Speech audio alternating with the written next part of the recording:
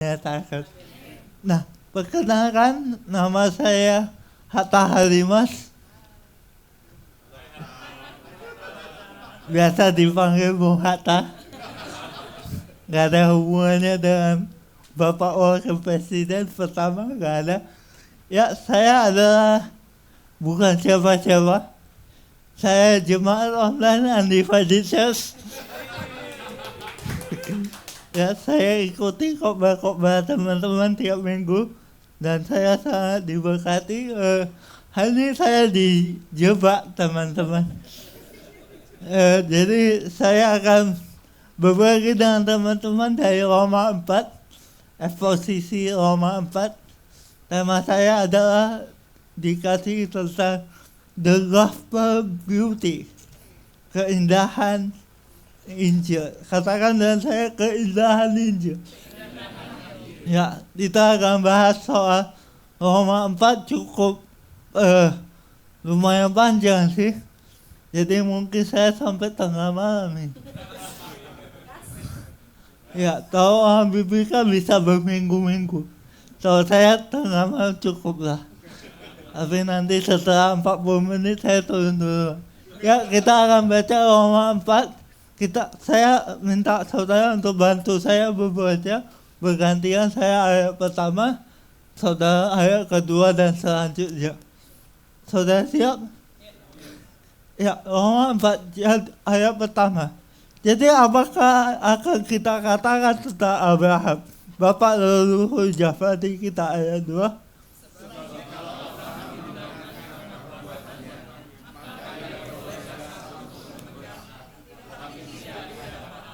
Sebab apakah dikatakan kitab suci, lalu Abraham percaya kepada Tuhan dan Tuhan memperhitungkan hal itu kepadanya sebagai kebenaran.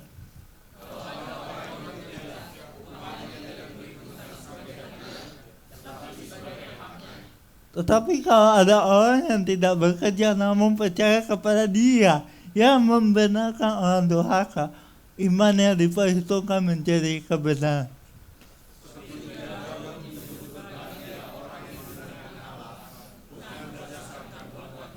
Berbahagia orang yang diampuni pelanggaran-pelanggarannya dan yang ditutupi dosa-dosanya.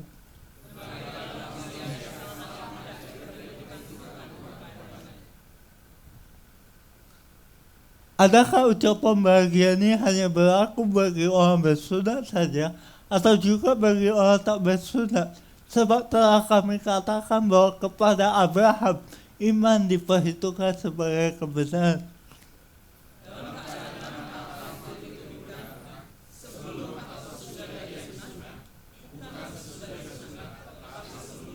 Dan tanda sunat itu diterimanya sebagai materai kebenaran berdasarkan iman yang ditunjukkannya sebelum ia bersunat.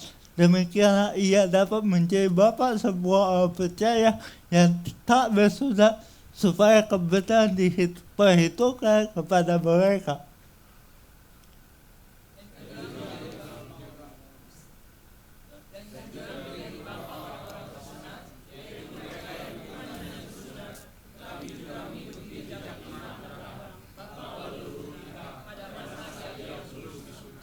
Sebab bukan karena hukum Taurat telah diberikan janji kepada Abraham dan keturunannya bahwa ia akan memiliki dunia, tetapi karena kebenaran berdasarkan iman.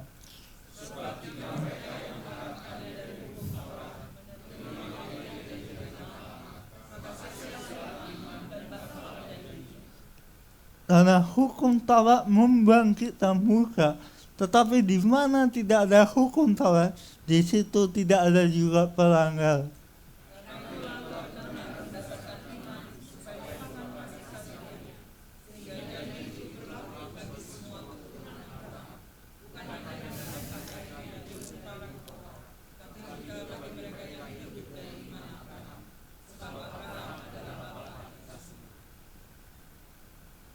Seperti ada tertulis, engkau telah kutetapkan menjadi bapa banyak bangsa di hadapan Allah yang kepadanya ia percaya, yaitu Allah yang menghidupkan orang mati dan yang menjadikan dengan firman-Nya apa yang tidak ada menjadi ada.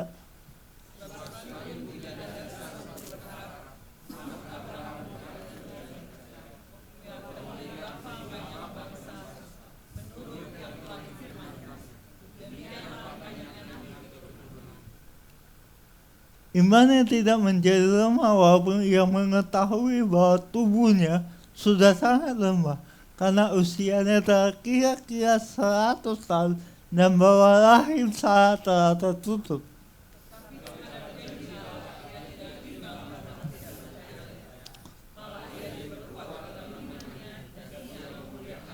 Dengan penuh keyakinan bahwa Allah berkuasa untuk melaksanakan apa yang telah Ia janjikan.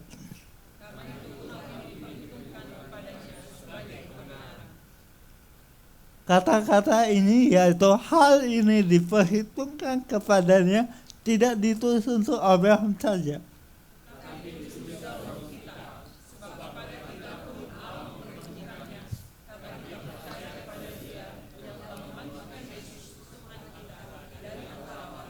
Ayat 25 kita baca bersama, yaitu Yesus yang telah diserahkan dan dibangkitkan. Puji Tuhan, demikian firman Tuhan. Hari ini poin saya ada 3, yaitu bagaimana keindahan Injil di dalam pasal yang keempat itu terletak di dalam 3 poin yang saya bagi, yaitu ayat pertama sampai ayat kedua tadi kita baca ayat pertama sampai 12, yaitu kita diceritakan mengenai pembenaran oleh iman. Yang kedua, ayat 13 sampai ayat 17, itu kita diberitahu bagaimana janji Allah itu diterima dalam iman. Dan yang kemudian ayat 18 sampai terakhir, bagaimana kuasa Allah itu dinyatakan melalui iman. Jadi kita akan mulai dengan ayat pertama, dan poin saya adalah begini. Ketika kita baca pasal 4, ada 2 tokoh yang muncul, yaitu Abraham dan Daud. Dan saya akan mulai dengan pernyataan yang cukup provokatif, yaitu bahwa kisah Abraham dan Daud di dalam Roma 4 itu bukan sekedar teladan, namun contoh iman.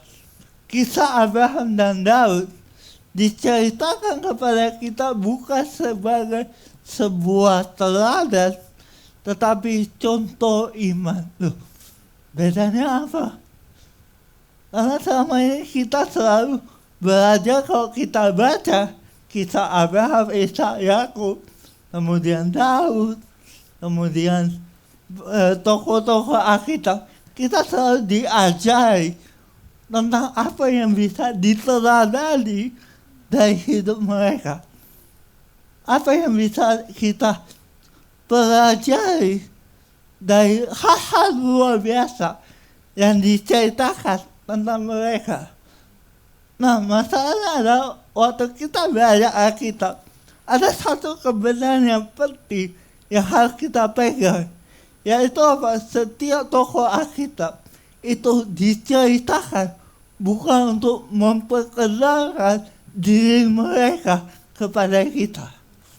Jadi cerita Abraham, cerita Ishak, cerita Daud itu bukan sekedar untuk memberitahu kita, oh, ribuan tahun yang lalu ada seseorang yang pernah hidup, namanya Abraham, namanya Daud, dan mereka melakukan perkara-perkara yang luar biasa. Abraham disuruh Tuhan untuk mempersembahkan anaknya. Abraham langsung siap. Daud, waduh, waktu masih muda, dia mengalahkan siapa? Goliat, raksasa. Jadi apa yang bisa kita teladani dari hidup mereka? Banyak orang baca kisah mereka hanya untuk mencari tentang teladan.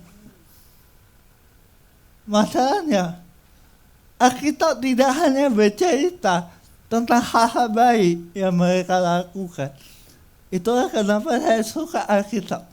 Karena Alkitab juga dengan apa adanya menunjukkan kegagalan yang terjadi dalam hidup mereka. Abraham, saudara, satu hari dia lewat satu kota di Mesir dengan istrinya. Dan dia bilang sama istrinya gitu, Dek, kayak gitu. Dek, nanti kalau kita lewat ke kota itu, kamu jangan bilang kamu istri saya ya. Untung istrinya bukan orang Batak ya. Kamu bilang kamu adik saya. Ibu-ibu ada yang mau digituin sama suaminya?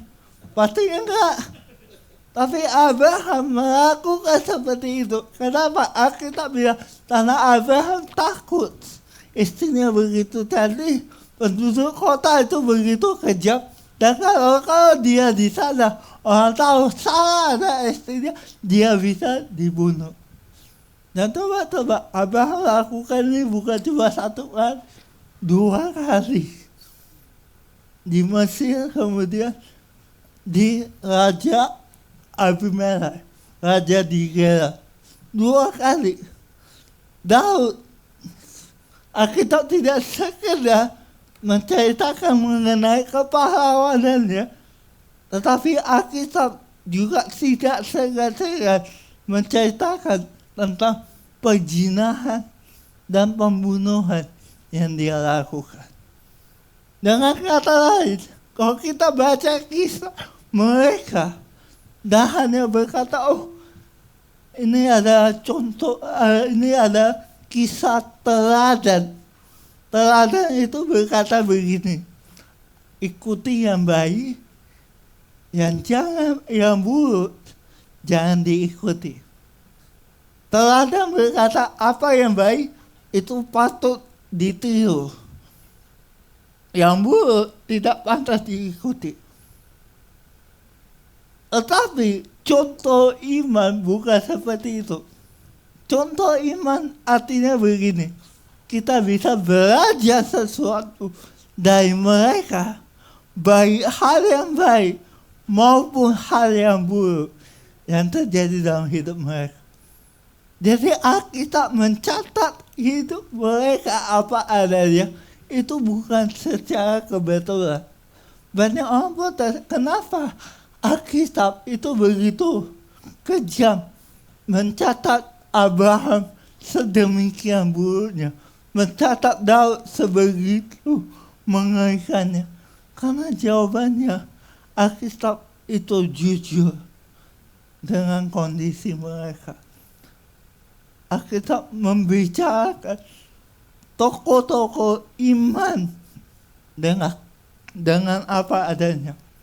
Dan kita lihat waktu kita bicara Abraham, Daud, kita melihat bahwa bagi orang Israel, 2 tokoh ini ada orang yang dia dihormati.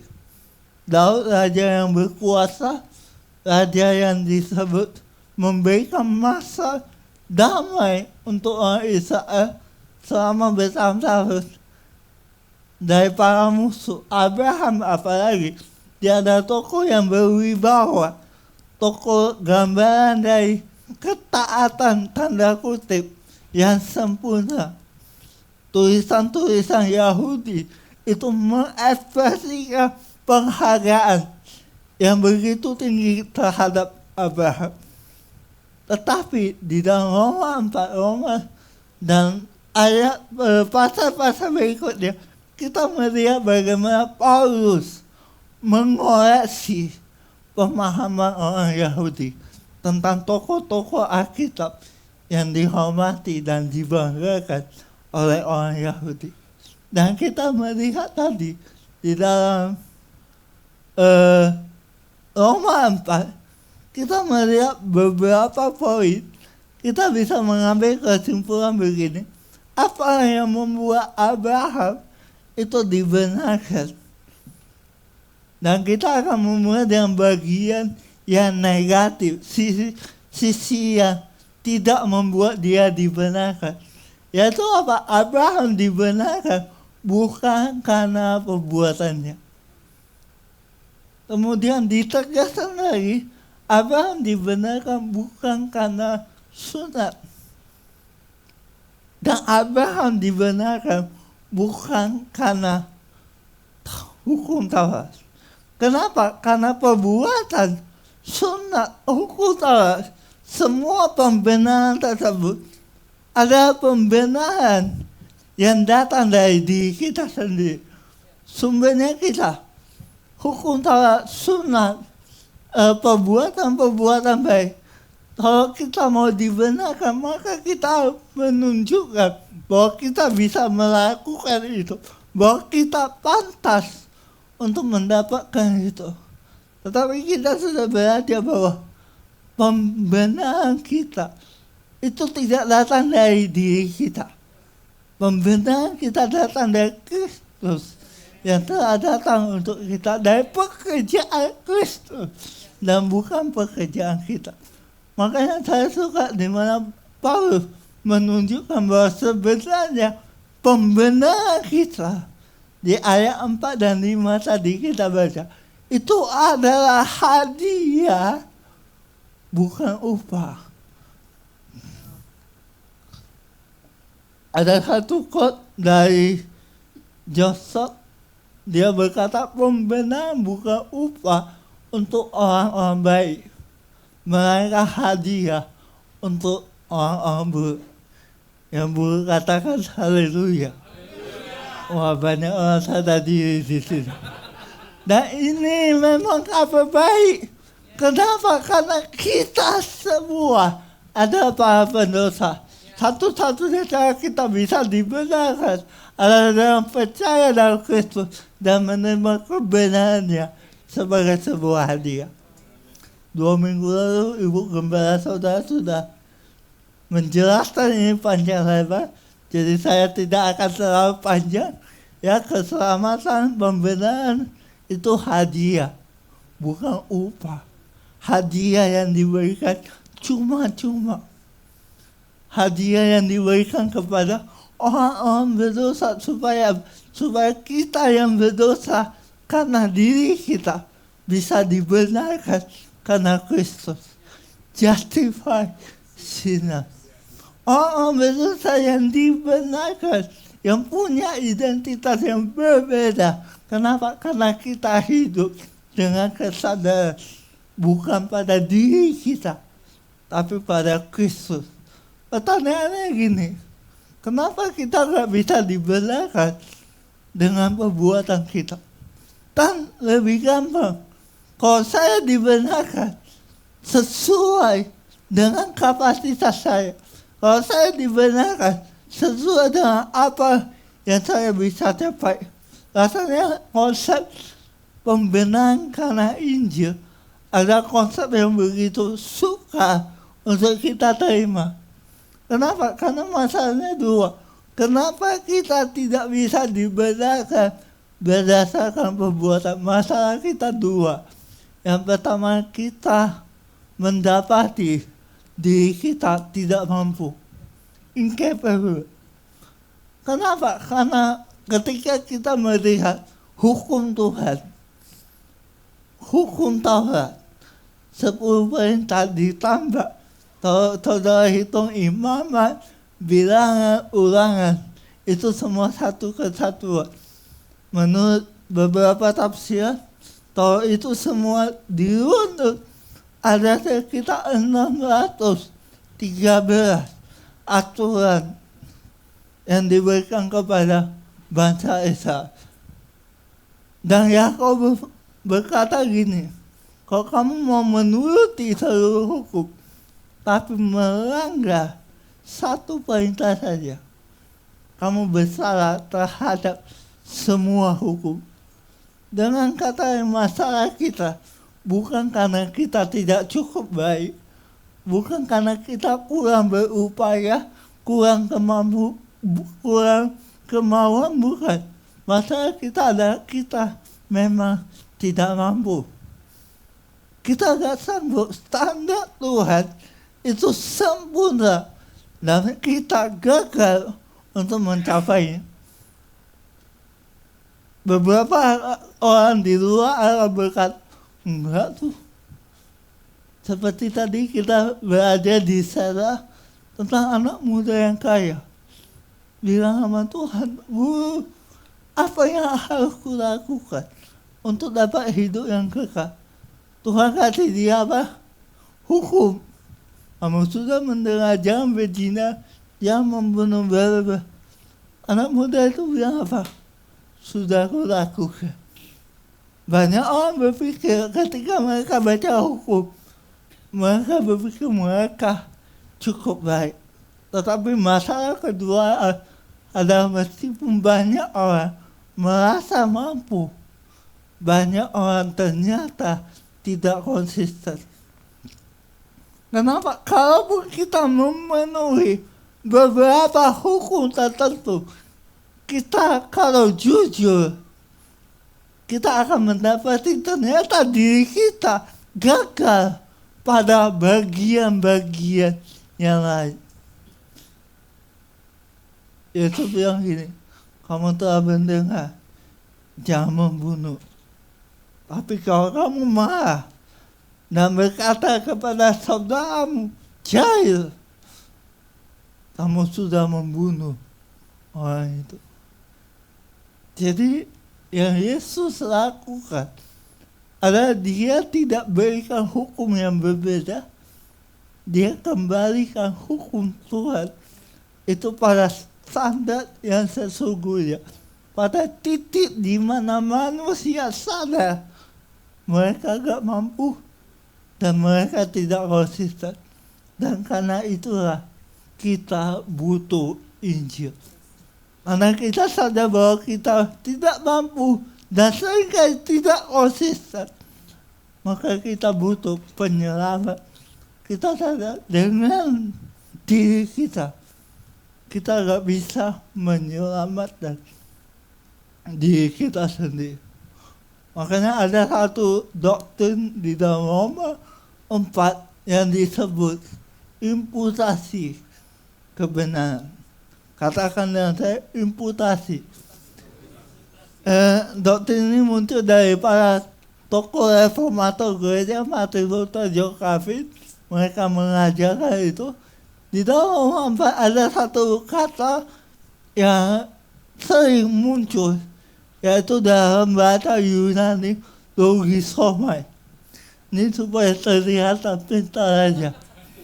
Saya kasih Yunaninya biar keren gitu, supaya saudara tahu saya sudah estetik gitu. Sekedar info, Yunani saya tidak lulus. Jadi di dalam Roma 4 ada satu kata yang berulang kali, yaitu kata memperhitungkan atau diperhitungkan. Itu pakai kata yang sama, logisomai.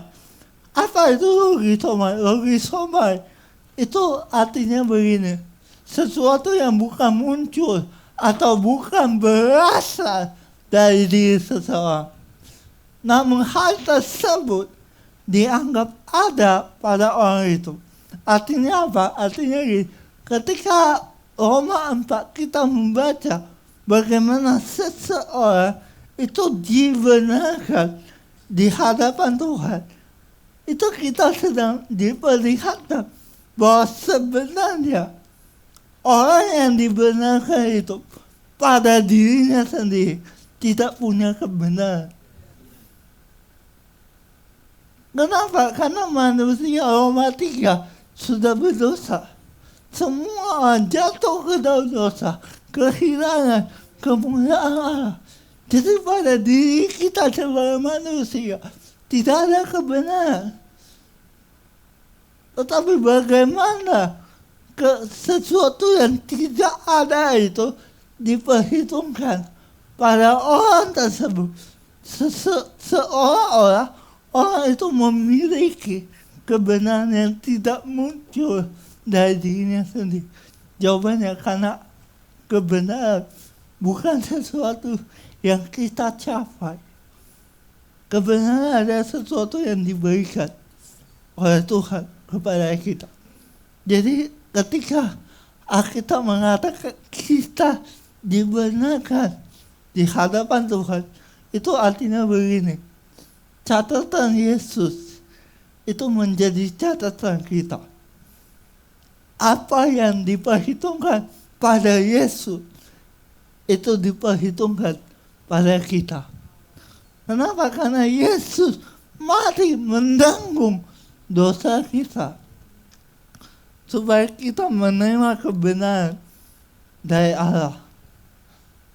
Kita melihat di atas kayu salib ada pertukaran. Saya nggak perlu panjang-panjang, karena nanti saudara akan belajar ini di pasal-pasal selanjutnya. Yaitu apa? Di atas kayu salib, Korintus berkata begini, dia yang tidak berdosa dibuat menjadi dosa. Yesus gak punya dosa. Betul? Amin. Yesus gak pernah berbuat dosa. Tetapi di atas kayu salib, Yesus diperlakukan seperti orang berdosa.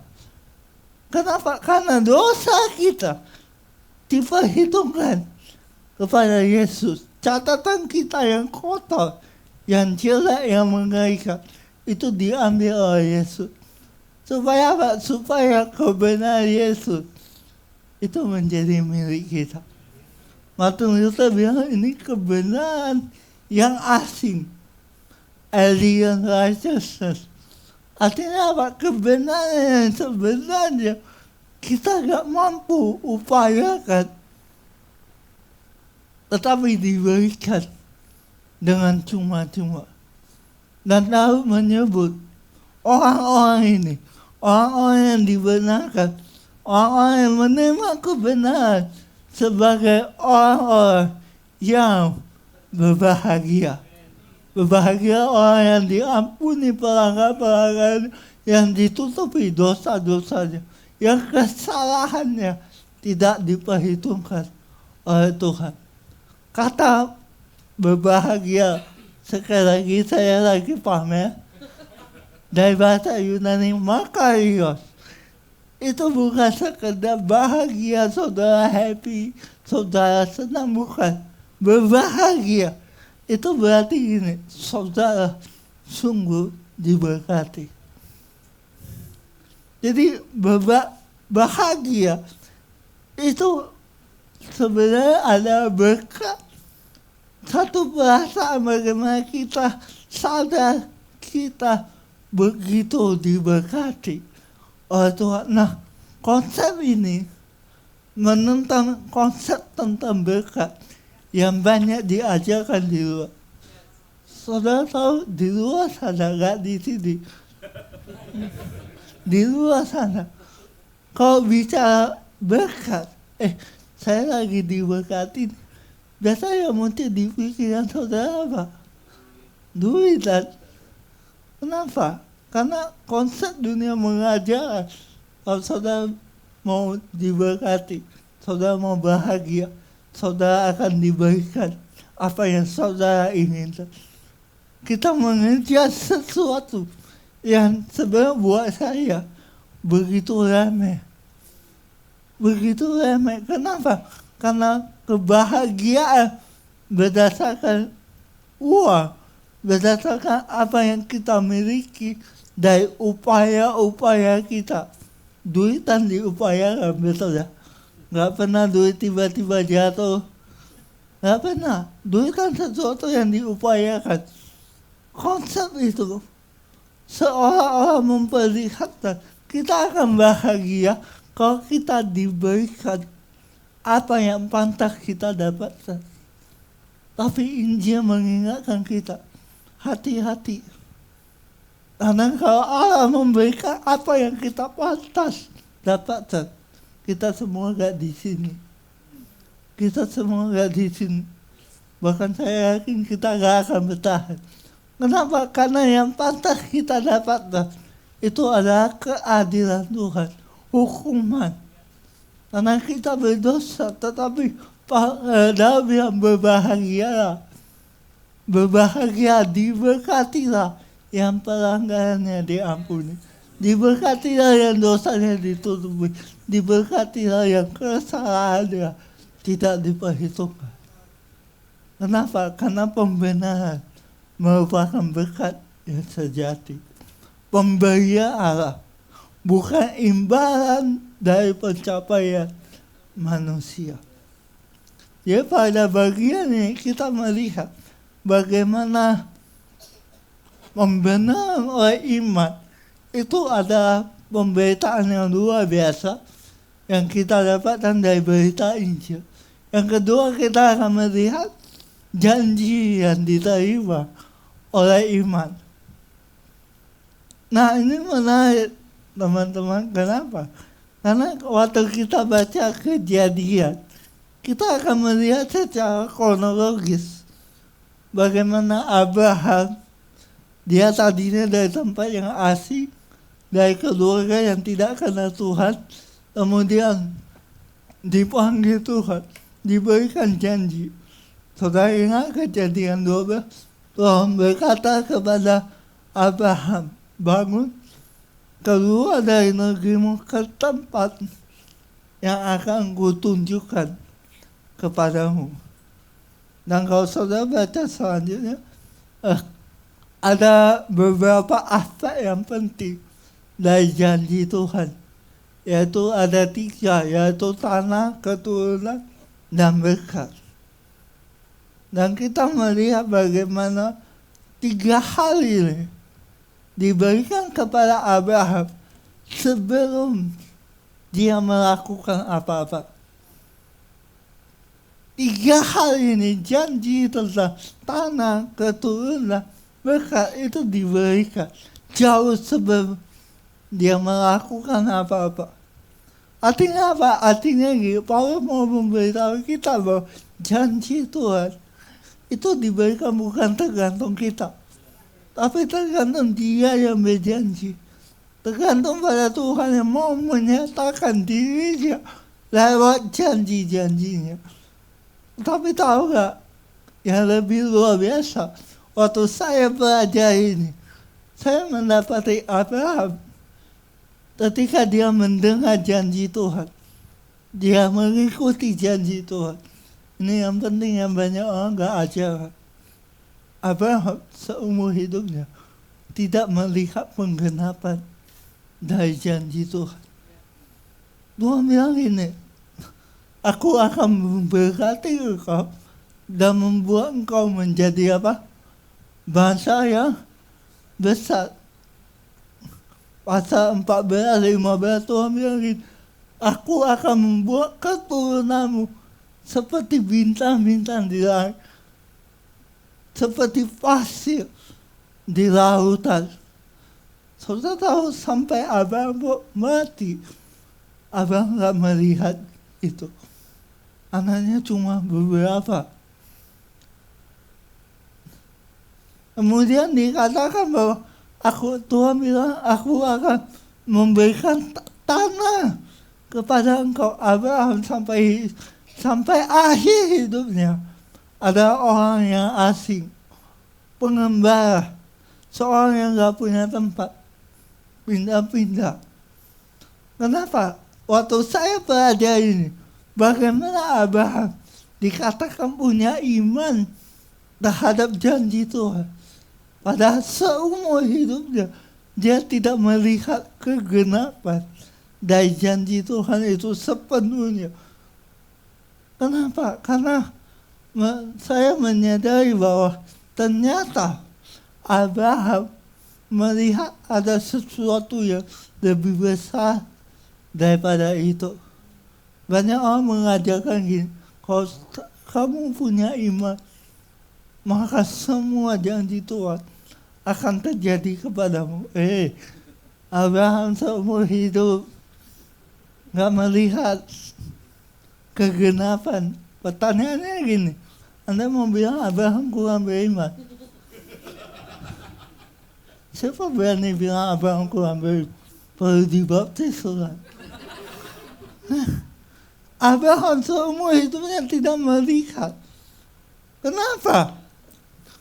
Karena Abraham tahu bahwa janji Tuhan itu bukan sekedar untuk dirinya sendiri, tetapi janji Tuhan itu dinyatakan melalui dirinya. Bukan untuk dirinya, bukan pada apa yang bisa didapatkan oleh hidup Abraham, melainkan pada apa yang dapat dinyatakan melalui hidup Abraham. Jadi hidupnya bukan untuk menampung janji Tuhan. Banyak orang berkata, kalau kamu punya iman, apapun janji Tuhan pasti akan digenapi dalam hidupmu. Ada amin? Yang gak amin, kita udah tahu lah calon-calon. Kenapa? Karena janji Tuhan itu tidak tergantung pada kita. Janji Tuhan tergantung pada Dia yang memberikan. Dan yang lebih luar biasa, waktu kita baca kisah Abraham, bagaimana dia akhirnya mendapatkan anak, Tuhan bilang lewat keturunan seluruh bangsa akan digenapi. Kita tahu tidak ada orang yang hari ini diberkati dalam nama Ishak. Betul ya? Artinya apa? Waktu Abraham dapat Ishak, Abraham masih belajar. Bukan ini kegenapan janji Tuhan. Kenapa? Karena kita melihat di Matius. Di Matius memulai dengan catatan yang sangat cocok dengan Roma 4, yaitu silsilah Yesus Kristus dimulai dari 2 nama, yaitu anak Daud, anak Abraham. Kemudian dilanjutkan Abraham memperanakkan siapa? Ishak. Tapi waktu kita baca di Galatia 3, dikatakan begini, kita baca bersama Galatia 3 ayat 16, 3, 2, 1.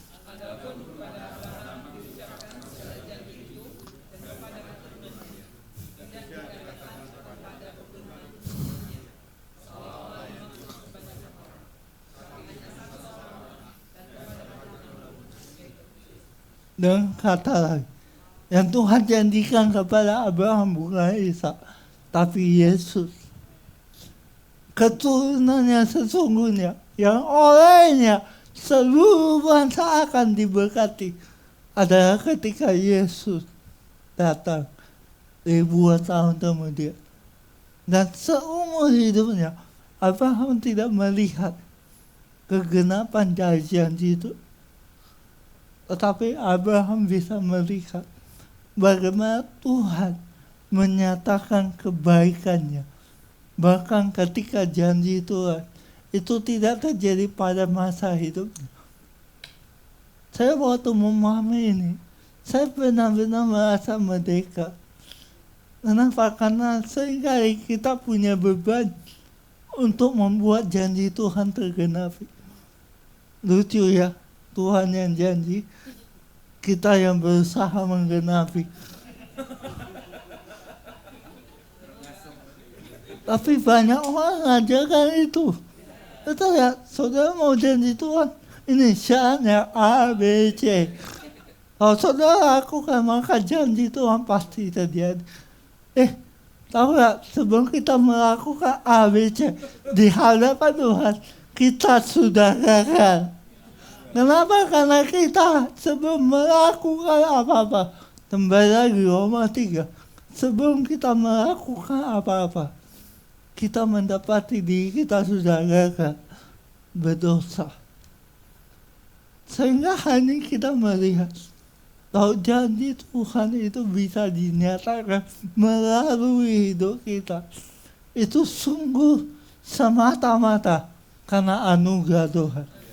Karena itu kita belajar bahwa begini, janji Allah itu bukan untuk kepentingan konsumtif, bukan untuk diri kita, bukan untuk apa yang bisa saya dapatkan dalam hidup ini, bukan. Janji Allah adalah untuk tujuan redemptif. Tujuannya adalah Kristus dinyatakan lewat hidup itu. Waktu kita bisa janji Tuhan, yang mau kita tunjukkan bukan diri kita, tapi Kristus. Kristus adalah bukti dari janji Tuhan. Dan ini memerdekakan. Terakhir kita akan melihat bagaimana kuasa Allah itu dinyatakan oleh iman. Tadi kita melihat di ayat 18. Dikatakan begini, sekalipun tidak ada dasar untuk berharap, namun Abraham berharap dan dia percaya. Wah, banyak orang baca ini, wah, berarti kita harus pokoknya percaya saja. Kayak Abraham. Kenapa? Karena Abraham bagi dia teladan, harus diikuti. Pertanyaannya gini, menurut saudara, apakah ayat ini berarti Abraham dia gak tahu apa-apa, yang penting dia percaya pada Tuhan? Apakah seperti itu? Saya yakin tidak.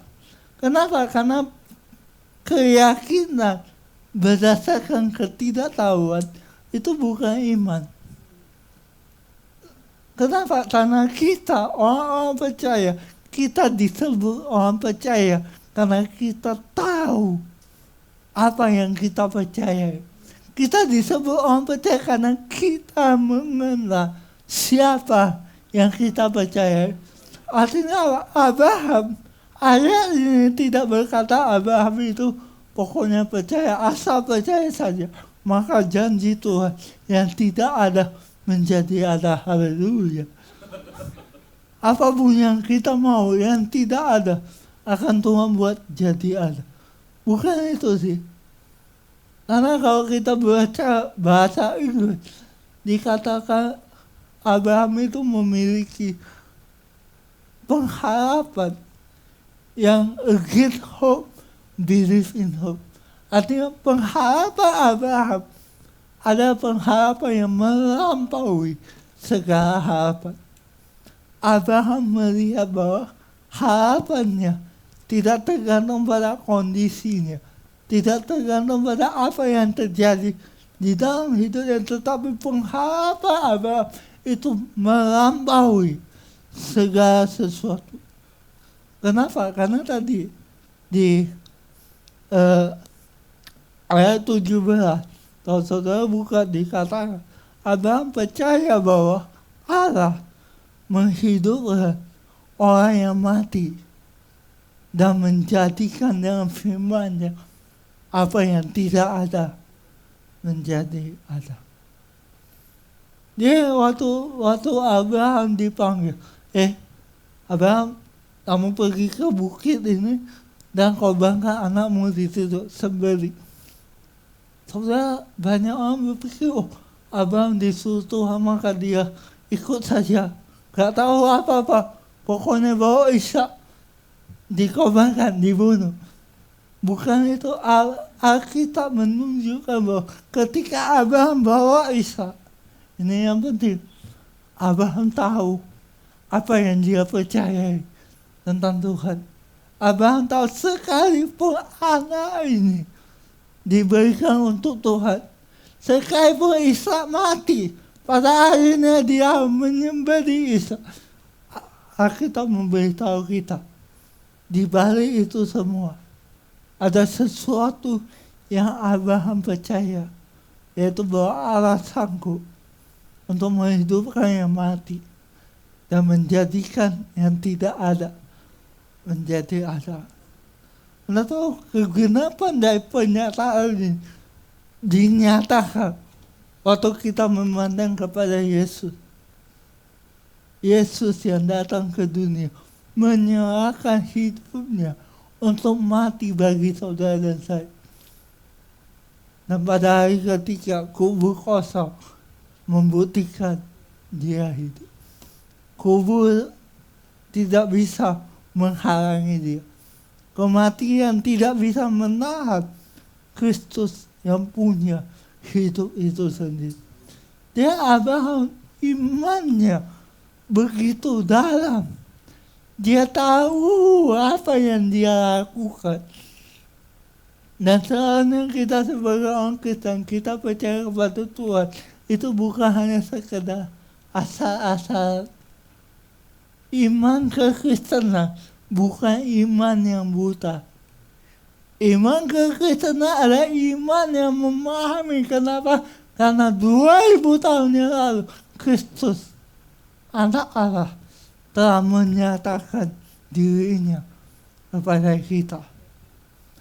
Jadi pengharapan Abraham, sekalipun itu nampaknya gak mungkin, Abraham berharap melampaui keadaannya. Bahkan dikatakan gini,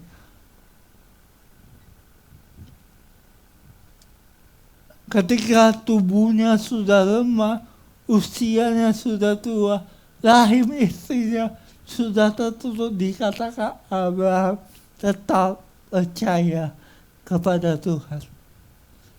Dari sini kita melihat dalam kelemahan Abraham, dalam ketidakmungkinan dari dirinya sendiri.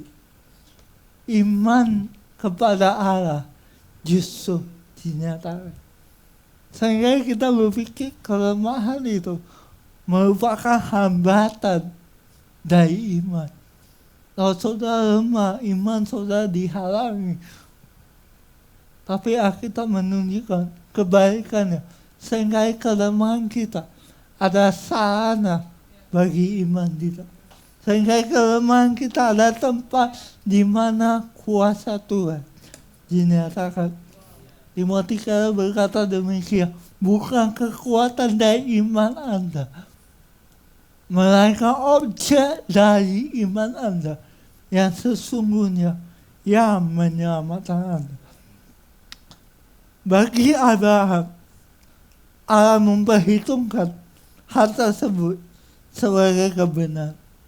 Kenapa? Karena Abraham tahu bukan hanya apa itu janji Tuhan, tetapi Abraham tahu siapa yang berjanji dan apa yang dia sanggup lakukan. Dan akhirnya hal tersebut ditulis bukan hanya untuk Abraham, tetapi juga untuk kita. Bahwa hal-hal ini ditulis bukan hanya untuk Abraham, bukan hanya untuk keturunannya yang hidup di bawah hukum Taurat, tetapi untuk kita. Sekarang kita melihat bagaimana janji Tuhan, kebenaran Tuhan itu dinyatakan lewat Yesus. Dan di atas kayu salib, waktu kita memandang, kita melihat bagaimana Yesus mati dihukum atas kesalahan kita. Tapi ceritanya tidak berhenti di situ. Kenapa? Karena dia bangkit untuk membenarkan kita. Dan karena Yesus menyelesaikan itu, maka kita tidak perlu mencari-cari alasan untuk memvalidasi diri kita. Waktu kita tahu kebenaran ini, kita tahu karena iman. Karena apa yang Yesus lakukan. Karena kebenaran yang sudah dicapai. Maka kita tidak lagi berjuang dengan kemampuan kita. Kita tahu kebenaran yang sesungguhnya itu telah dianugerahkan. Allah memperhitungkan kebenarannya kepada kita. Waktu kita percaya pada Yesus yang bangkit dari antara orang mati. Dan saudara tahu, waktu saudara punya kebenaran ini, saudara gak perlu berupaya untuk membenarkan diri saudara. Sehingga waktu kita mengalami sesuatu di dalam kerjaan, di dalam keluarga, kuliah, teman-teman yang masih kuliah, sekolah, bahkan mungkin di dalam pelayanan. Saudara tahu ada waktu-waktu di mana kita mungkin tidak melakukan sesuatu yang fatal. Tetapi kita dituduh macam-macam. Kita disalahpahami. Jari orang nunjuk kita. Saudara tahu pada situasi itu, Sehingga kita tergoda, kita pengen untuk berkata, aku gak salah, bukan aku. Aku sudah melakukan yang terbaik. Saudara tahu yang terbaik kita gak sadar. Kalau kita mengadakan diri kita, saya mau bilang, yang terbaik gak cukup. Kalau yang kita andaikan kemampuan kita, sehingga banyak orang berkata, aku kan sudah lakukan yang terbaik, kok aku gak dihargai? Kalau kita mengerti kebenaran, kita tahu yang terbaik, itu gak cukup. Kenapa? Karena di mata Tuhan, hanya yang sempurna yang bisa diterima. Hanya yang sempurna yang bisa menghapus segala celah pelanggaran kita. Dan kita gak mampu. Tapi kabar baiknya apa? Dalam pergumulan kita, Injil mengingatkan, ya, kita gak sempurna. Ya, kita sering gagal. Kita sering melakukan kesalahan berulang kali. Tapi ada kabar baik. Allah tidak memperhitungkan kesalahan kita pada diri kita. 2000 tahun yang lalu, ada pribadi yang digantung dan berkata, sudah selesai. Waktu dia berkata, sudah selesai, artinya gini, setiap kesalahan kita sudah dibayar. Sehingga yang kita lakukan hari ini bukan mencari-cari pembenaran, tetapi kita memandang kebenaran itu. Kita memandang Kristus, sang kebenaran yang mati karena dosa-dosa kita, tetapi bangkit untuk pembenaran kita. Waktu saya mengerti ini, saya bisa berkata seperti J3, dia berkata keindahan Injil tiada ujungnya. Karena keindahan Allah tiada ujungnya. Kita bisa berkata betapa indahnya apa yang Kristus sudah lakukan. Ketika kita sadar betapa rusaknya hidup kita, di situ keindahan Injil dinyatakan. Kristus tidak datang untuk orang yang hidupnya baik-baik. Dia datang untuk saudara dan saya yang hancur, yang ditinggalkan, yang dibuang, yang gak dianggap, yang diabaikan, yang orang gak tahu saudara ada. Tapi mari dengan baik, Tuhan memandang saudara di dalam Kristus. Dan di dalam Kristus kita tahu hidup kita aman, hidup kita damai. Mari kita berdoa.